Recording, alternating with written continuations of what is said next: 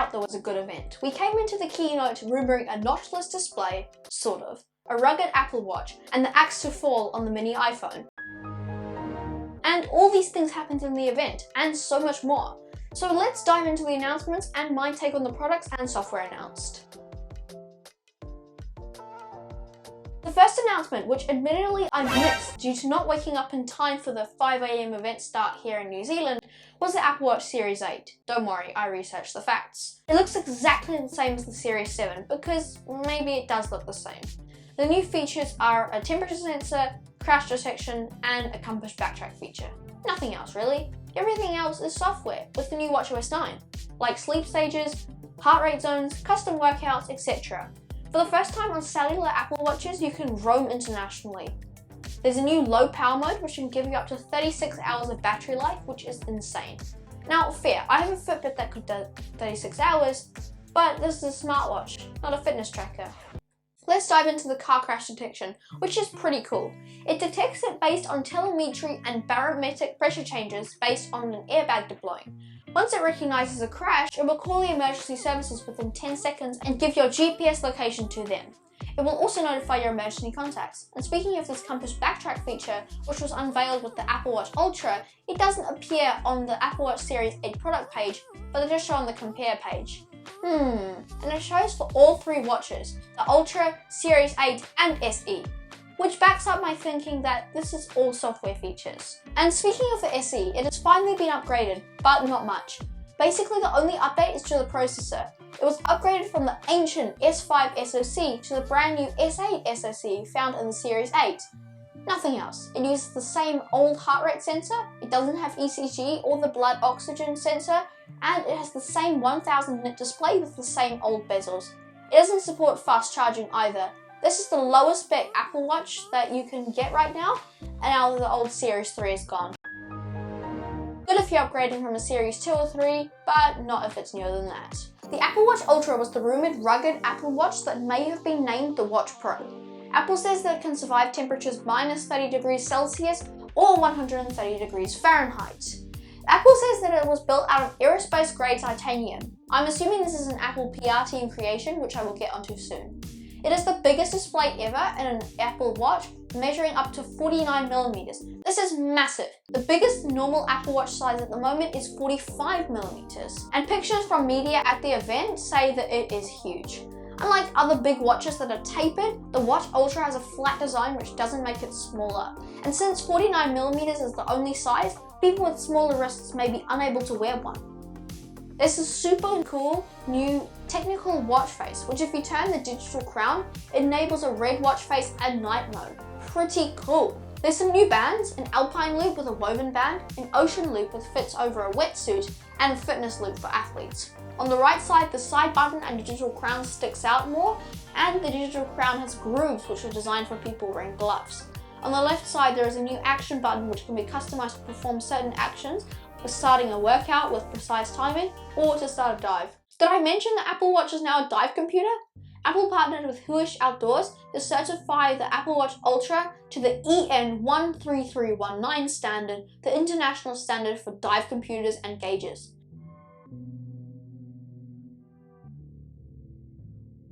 The speaker and microphone were upgraded, and for this we get an extra hole on the left side by the action button. This enables an 86 decibel siren for if you get lost outdoors. It has a unique sound pattern that alerts others to your location up to 600 feet or 180 meters away. Cellular is now built in, and the battery now lasts 36 hours on a single charge, which is 3 days.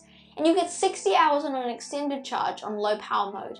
An additional band of GPS was added to now have L1 plus L5 GPS for more coverage.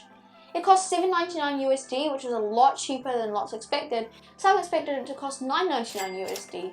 The new Apple Watch Ultra is no average everyday consumer watch, but it is for a certain market. The updated AirPods Pro feature the new H2 chip with new drivers, which give more detail even with a range of frequencies and sounds. A new feature is personalized spatial audio, which lets you use your true depth camera to take an image of your head on your iPhone to make your spatial audio experience more tailored to your ears. We now get up to 2 times more active noise cancellation, and there's a new extra small ear tip. there's a new active transparency mode which reduces noise at 48,000 times per second. For non-technologically advanced people, this basically means that when you're in transparency mode, if you walk past a construction site, you won't get blasted by a loud jackhammer. With adaptive transparency, which dynamically reduces the volume of harsh environmental noise like heavy construction. On the stalk, you can now adjust volume with a swipe up or down with the new touch controls. The battery life has been extended. The actual earbuds themselves have 6 hours of battery life, which is 33% more than the first generation. And the battery life is now 30 hours with the case. Speaking about the case now has holes for a lanyard, and there is now a speaker on the bottom of the case for alerts, such as charging started or low battery. You can now use precision finding to locate the charging case, and you can use your Apple Watch and MagSafe chargers to charge the case. It starts at $249 US, which is the same price as before.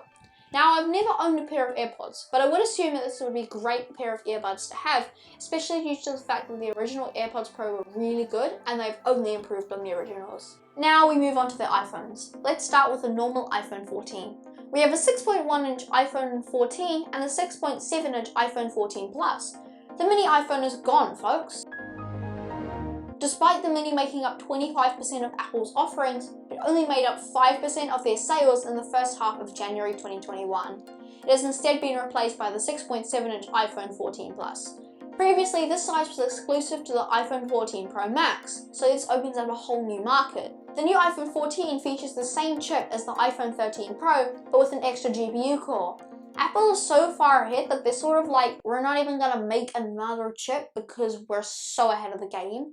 But what was really weird is that they talked about like the A15 Bionic was a new feature. The 5-core GPU is 18% faster, enabling even smoother graphics in computationally heavy workloads like complex gaming. Which it clearly is not. But the A15 Bionic is such a good chip that it's not that bad that they're using the same one. The main camera is 12 megapixel with an f1.5 aperture, and the ultra wide is also 12 megapixel with an f2.4 aperture. They've created what's called a photonic engine, which is basically a scaled up version of the deep fusion technology that they already had.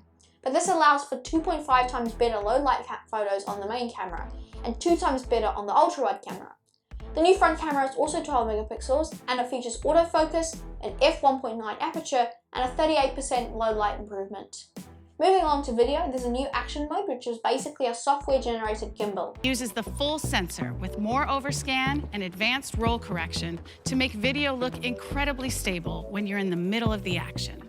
This allows for smooth running shots. For the first time, all US models don't have a SIM tray and are eSIM only.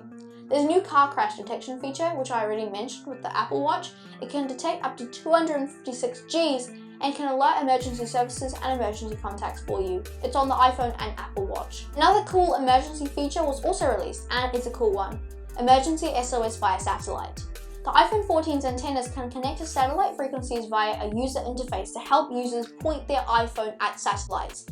Now let's make it clear that this doesn't allow for texting your mates. Standard messaging protocols are not designed for satellites' limited bandwidth. It's purely for emergencies, and the bandwidth is very low. You must be outside in clear view of the sky, and you have to send short text messages, no phone calls or long essays. If the emergency provider accepts text messages, it will automatically connect to them. Otherwise, relay centers will phone emergency services on your behalf. The satellites can also be used for sharing your Find My location to family members. Emergency SOS via satellite is free for 2 years with the iPhone 14, but who knows what the cost will be after that. The iPhone 14 regular starts at $799 US, and the iPhone 14 Plus starts at $899 US. This is the same starting price as last year's iPhone 13, but with so much more capability. The first thing Apple said when they unveiled the 14 Pro was that it was made out of surgical grade stainless steel. Now, before we even get on to talking about the iPhone 14 Pro's features, let's talk about Apple's goofy product marketing names. For years, the favorite was surgical grade stainless steel. But during this event, they came up with a few new ones, like aerospace grade titanium. Like, what is that? For the Apple Watch Ultra. And the photonic engine sounds like you're from like Doctor Who or something, and that's for the iPhone 14. But the new king of the PR naming scheme is the dynamic island. Apple redesigned the true depth camera and the proximity sensor to make way for this new notch setup. The dynamic island blurs the line between hardware and software so much I don't even know what it is. They created utility in the dead space. They moved alerts notifications, and mini apps into one interactive space. When you receive an alert, the dynamic island expands or decreases. You can control your music, view timers, see call alerts, and so much more. They are fluid and lively animations. And if you click on the expanded island, it will take you into the app itself. And live activities like timers and phone calls will always show in the dynamic island. Developers can tap into this dynamic island with the Live Activities API designed with iOS 16 at a later date. And you might ask, what happens if there are two apps? Great question. The dynamic island bubbles out into two sections. It's just a really wacky name, but it is a cool feature. Okay, moving on.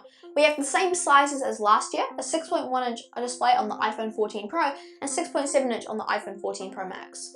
The displays, which are the Super Retina XDR, have the same level of brightness as the Pro Display XDR and 2000 nits peak brightness.